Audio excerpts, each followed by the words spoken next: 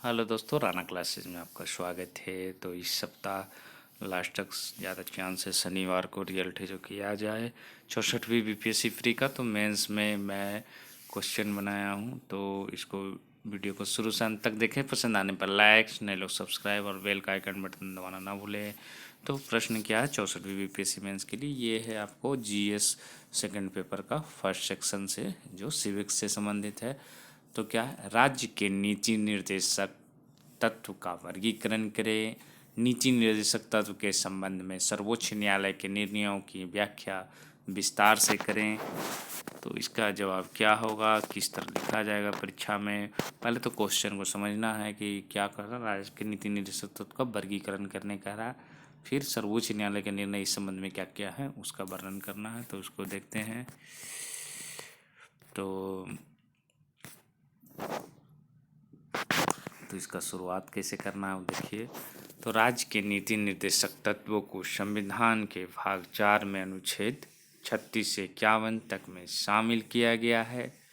नीति निर्देशक तत्व बाध्यकारी नहीं है, अर्थात यदि राज्य इन्हें लागू करने में असफल रहता है तो कोई भी इसके विरुद्ध न्यायालय नहीं जा सकता है। नीति निर्देशक तत्वों की स्वीकृति राजनीतिक जो ठोस संवैधानिक और नैतिक दायित्व पर आधारित। तो आप अगर परीक्षा में शुरुआत में ही आप उस परीक्षा को समझा देते हैं कि ये, तो आप सही परीक्षक जान जाएगा कि इन्होंने अच्छा लिखा और मार्क्स अच्छे थे। मतलब क्या है, 36 से 51 तो सारे लोग लिखेंगे भाग 4 में, लेकिन ये बात जो है शुरुआत में ही लिखने से समझ जाएगा। सार क्या होगा इसका? नीति निर्देशक तक तो बाध्यकारी नहीं है, ऐसा नहीं है कि इसको मानना जरूरी है। लेकिन अगर राज्य अगर चाहे असफल रहता है तो न्यायालय में भी इसके विरुद्ध नहीं जा सकता है। और नीति निर्देशक तत्वों की स्वीकृति राजनीतिक जो ठोस संवैधानिक और नैतिक दायित्वों पर आधारित रहती है। तो अब अनुच्छेद में क्या क्या है? तो संविधान के अनुच्छेद 37 में कहा गया है कि विधि बनाने में इन तत्वों को लागू करना राज्य का कर्तव्य होगा। संविधान के अनुच्छेद 355 और 365 का प्रयोग कर इन नीति निर्देशक तत्वों को लागू करने के लिए किया जा सकता है। फिर अब नीति निर्देशक तत्वों का वर्गीकरण कितने भागों में आप कर सकते हैं? तो 3 भागों में नीति निर्देशक तत्वों को बांटा गया है, जो कि इस प्रकार है। तो क्या है, पहला है जो कि हम बांटते हैं इसको सामाजिक और आर्थिक चार्टर के रूप में। तो ये इसका क्या होगा? न्याय पर आधारित सामाजिक संरचना। अनुच्छेद 38(1) में कहा गया है कि राज्य ऐसी सामाजिक व्यवस्था की जिसमें सामाजिक, आर्थिक और राजनीतिक न्याय राष्ट्रीय जीवन की सभी संस्थाओं को अनुप्रमाणित करे, भरसक प्रभावी रूप में स्थापना और संरक्षण करके लोक कल्याण की अभिवृद्धि का प्रयास करेगा। दूसरा क्या 39 में? आर्थिक न्याय। अनुच्छेद 39 कहता है कि राज्य अपनी नीति का इस प्रकार संचालन करेगा कि पुरुष और स्त्री नागरिकों को समान रूप से जीविका के पर्याप्त साधन प्राप्त करने का अधिकार हो, पुरुष और स्त्रियों को दोनों को समान कार्य के लिए समान वेतन प्राप्त हो, पुरुष और स्त्री कामगारों के स्वास्थ्य और शक्ति तथा बालकों के सुकुमार अवस्था का दुरुपयोग न हो, और बालकों को स्वस्थ विकास के अवसर और सुविधाएं दी जाए तथा नैतिक और आर्थिक प्रत्याग से रक्षा की जाए। तो ये कौन सा चार्टर हो गया? सामाजिक और आर्थिक चार्टर। फिर है 38 और 39 में क्या है? वितरण मूलक न्याय के सिद्धांत को साकार करता है, जिसमें सामाजिक, आर्थिक और राजनीतिक न्याय की स्थापना का निर्देश दिया गया है ताकि सभी तरह की सामाजिक असमानताओं को समाप्त किया जा सके। फिर दूसरा क्या है? दूसरा जो पार्ट है वो था, ये है सामाजिक सुरक्षा चार्टर। तो क्या हो जाएगा इसमें? ये जो उद्योगों के प्रबंधन में है, जो कि कामगारों की भागीदारी अनुच्छेद 43 क में है। कुछ दशाओं जैसे बेकारी, बुढ़ापा, बीमारी और निःशक्तता में काम, शिक्षा और लोक सहायता पाने का अधिकार कौन सा अनुच्छेद में है? 41 में है। काम करने की न्याय संगत और मानवोचित दशाएं किसमें? अनुच्छेद 42 में है। कामगारों के लिए निर्वाह मजदूरी अनुच्छेद 43 में है। फिर बच्चों को जब तक वे 14 वर्ष की आयु प्राप्त नहीं कर लेते तब तक निःशुल्क और अनिवार्य शिक्षा प्रदान करना अनुच्छेद 45 में है।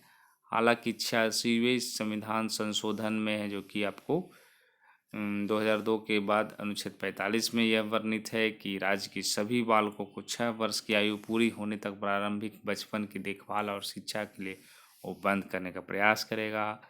पोषाहार स्तर और जीवन स्तर में सुधार करना कौन सा अनुच्छेद हो गया? 47 में। जिसमें विशेष रूप से मद्यपान निषेध शामिल है। दुर्बलों वर्गों की शिक्षा और अर्थ संबंधी हितों की अभिवृद्धि करना अनुच्छेद किसमें 46 में है। आर्थिक रूप से पिछड़ों वर्गों और समान न्याय और निःशुल्क विधिक सहायता का अनुच्छेद 39 क में है। तो ये आपको सामाजिक सुरक्षा चार्टर हो गया। पहला क्या था, सामाजिक और आर्थिक चार्टर था, ये सामाजिक सुरक्षा चार्टर। अब तीसरा जो वर्गीकरण करते हैं वो क्या है, सामुदायिक कल्याण चार्टर। तो इसके अंतर्गत क्या आएगा, समान नागरिक संहिता अनुच्छेद 44। वैसे तो राज्य ने हिंदू पर्सनल लॉ जो कि सिखों, जैनों और बौद्धों पर भी लागू होता है में सुधार करने और संहिताबद्ध करने का प्रयास किया, लेकिन अभी तक मुस्लिमों, ईसाइयों और फारसियों को समान नागरिक संहिता के तहत लेने का प्रयास नहीं किया गया है अभी तक। फिर बी में क्या है, कृषि और पशुपालन का संगठन अनुच्छेद 48, वन्य एवं वन्य जीवों का संरक्षण व संवर्धन अनुच्छेद 48 का, स्मारकों का संरक्षण अनुच्छेद 49, कार्यपालिका से न्यायपालिका का पृथक्करण अनुच्छेद 50। एफ क्या हो जाएगा, अंतर्राष्ट्रीय शांति और सुरक्षा की अभिवृद्धि क्या हो गया, अनुच्छेद 51। अनुच्छेद 51 में दिए गए निर्देश को पालन करते हुए संसद ने मानवाधिकार संरक्षण अधिनियम 1993 पारित किया, जिसमें राष्ट्रीय मानवाधिकार आयोग के गठन और मानवाधिकार न्यायालयों की स्थापना का प्रावधान है, ताकि देश के अंदर और बाहर मानवाधिकार हनन की समस्याओं से निपटा जा सके। ग्राम पंचायतों का गठन अनुच्छेद 40। इस प्रावधान का उद्देश्य निचले स्तर तक लोकतंत्र की स्थापना करना है। तो मतलब क्या होगा, 3 प्रकार का वर्गीकरण हो गया समाज। तो कौन कौन वर्गीकरण हो गया, सामाजिक और आर्थिक चार्टर, दूसरा सामाजिक सुरक्षा चार्टर और तीसरा सामुदायिक कल्याण चार्टर। तो अब जो है नीति निर्देशक जो क्वेश्चन पूछा गया उसी के अनुसार लिखना है। तो नीति निर्देशक तत्वों संबंधित सर्वोच्च न्यायालय के निर्णय क्या है, निम्नलिखित हैं। तो इसको समझते हैं। मद्रास राज्य बनाम चंपाकम दोराइजिन मामले में सर्वोच्च न्यायालय ने कहा कि राज्य के नीति निर्देशक तत्व मूल अधिकारों पर प्रभावी नहीं हो सकते हैं। फिर क्या है दूसरा, केरल शिक्षा विधेयक में न्यायालय ने कहा कि हालांकि राज्य के नीति निर्देशक तत्व मूल अधिकारों पर प्रभावी नहीं हो सकते हैं, फिर भी अधिकारों की संभावनाओं और दायरों का निर्धारण करते समय न्यायालयों को राज्य के नीति निर्देशक तत्वों को पूरी तरह उपेक्षित नहीं किया जाना चाहिए, बल्कि दोनों के मध्य सौहार्दपूर्ण संबंधों को स्वीकार करना चाहिए और जहां तक संभव हो सके दोनों को लागू करने का प्रयास किया जाए। फिर है तीसरा, 25वें संविधान संशोधन 1971 द्वारा नीति निर्देशक तत्वों के महत्व में वृद्धि हुई।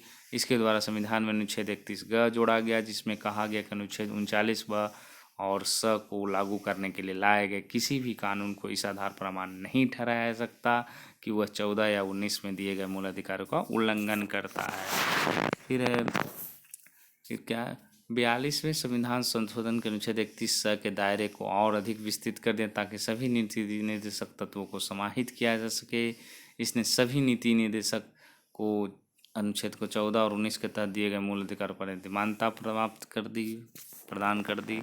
फिर है केशवानंद भारती बनाम भारत संघ मामले में सर्वोच्च न्यायालय ने कहा कि नीति निर्देशक तत्व और मूल अधिकार एक दूसरे के पूरक हैं। यह कहा जा सकता है कि राज्य के नीति निर्देशक तत्व में उन लक्ष्यों का वर्णन है जिन्हें प्राप्त किया जाना, और मूल अधिकार वे साधन हैं जिनके माध्यम से उन लक्ष्यों को प्राप्त किया जा सकता है। फिर है मिनर्वा मिल्स बनाम भारत संघ मामले में न्यायालय ने निर्णय दिया कि 42वें संविधान संशोधन के 31 में किया गया संशोधन असंवैधानिक है, क्योंकि यह संविधान की मूल संरचना को नष्ट करता। बहुमत से निर्णय लिया गया कि संविधान की नींव भाग 3 और भाग 4 के मध्य संतुलन पर आधारित है, अतः एक दूसरे को स्पष्ट महत्व प्रदान करना संवैधानिक सौहार्द को नष्ट करना है, जो कि संविधान की मूल संरचना है।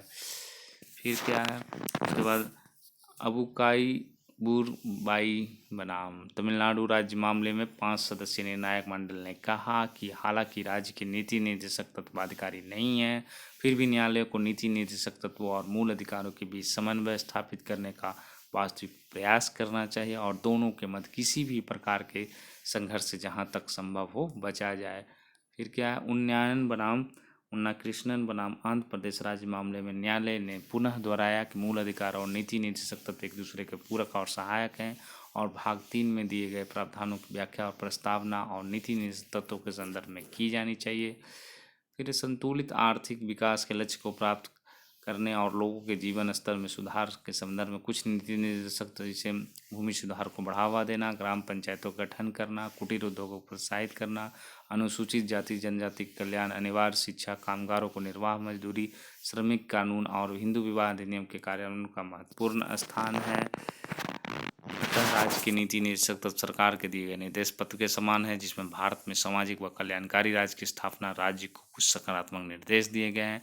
तो ये प्रश्न है जो कि क्या हो गया, राज्य के नीति निर्देशक तत्व का वर्गीकरण करें, नीति निर्देशक तत्व के संबंध में सर्वोच्च न्यायालय के निर्णयों की व्याख्या विस्तार से करें।